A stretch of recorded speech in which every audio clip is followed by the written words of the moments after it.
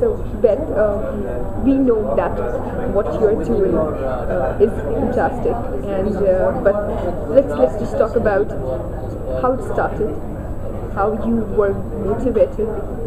Where does your inspiration come from, and how do you implement it in your work? You know, my inspiration comes from a couple of places. From learning, because I think with social media, it's always teaching me new things, and I find that very exciting. I think the other thing that I find inspiration is connecting with people. I mean, I think we connected through Twitter before we met, and all of the people that I've met here at the conference who are also social media users. And, you know, never in a million years, if it weren't for things like Twitter, would I ever be sitting here having this conversation with you. Yeah, great. So, how did you start using social media for NGOs, and how did you convince them to start using it? Well, I'm an early adopter of the internet. So somebody told me about the internet in 1993, and I was pretty smitten. I said, "Oh," and I just thought it was the most amazing thing. So, and at that time, NGOs in the U.S. no one was online, no one was using email, and nobody knew what a World Wide Web page was, God forbid. So I spent a lot of time, the work I was doing was for a foundation and an online arts network. And so I was in this position where I was learning things and turning around and teaching them to others who are not as technical.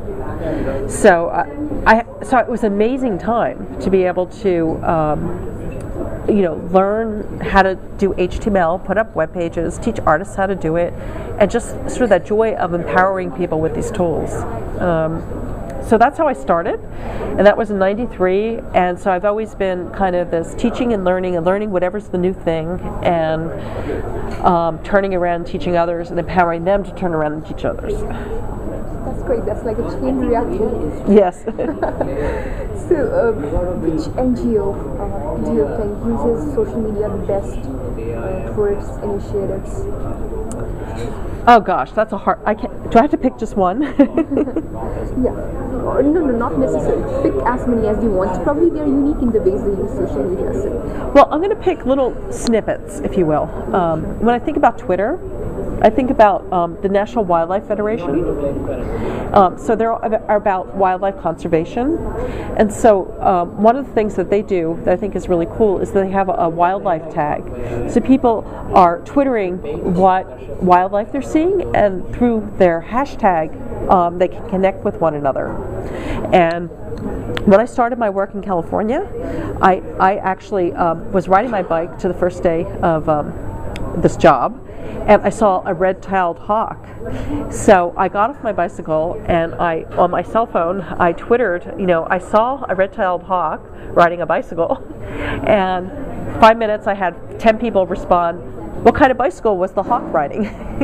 But and then someone else told me a little bit more about about the background about the hawks, and et cetera, et cetera. So it was like I had this community in my pocket of people who have never even met face to face, who care about the same things I do. And that's been all created by the person who runs that account and setting up the hashtag. She also does things, she's really smart in the way she uses Twitter, and the way that she doesn't just talk about their programs and say, read this, or aren't we wonderful, give us money. She's really uses it in a way to ask questions, to engage people, to introduce people to one another. In fact, she does things like she searches. They have a program called Green Kids, where they encourage kids to play outside. So she does searches on Twitter, kids outside, and then compliments the parents for letting their kids play outside. So I think all the NGOs that are really using social media well have taken this approach of being interested in people and connecting them, and not getting stuck with blasting out their message or just talking about themselves. There's a difference in which how the Western world uses social media, and the adoption in countries like India has not been that great. there's a particular section of the population that is there on, social media platforms. So how do you think this section of population can do something that can make a difference to people who are disconnected? Well, the one wonderful thing about this technology is that it can empower people to do great things. It can empower people to raise money. It can empower people to volunteer. It can empower people to tell other people about a particular issue and encourage them to take action. And small actions add up. So I think what's great about this technology, and I've seen it in my own work, is that I can do something. I really can help someone, or I can make a difference. And so I see people who are at the top of the pyramid, can really use these tools to shine a light on an issue, or to something like Kiva to fund, a microfinance project that helps someone, earn a living and feed their family or get skills. So I just feel that they're really powerful in that way.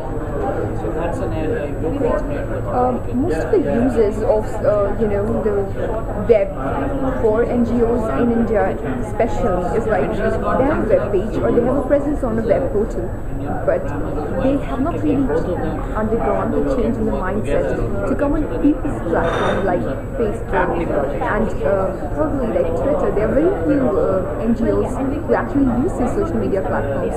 So what suggestions will you give them, and how will you motivate them to come online on these platforms and build communities over there? What motivation will you give them, and what incentive? I think that if an organization like NASCON Foundation is in a really good position to affect that kind of change, because they're there as this intermediary to the sort of nonprofit world and to providing them capacity building opportunities, whether it's knowledge, whether it's providing them software basics or hardware at a reasonable rate. And I know that they do a lot of training, and I think they could do a lot to get out examples in the field and also instruction.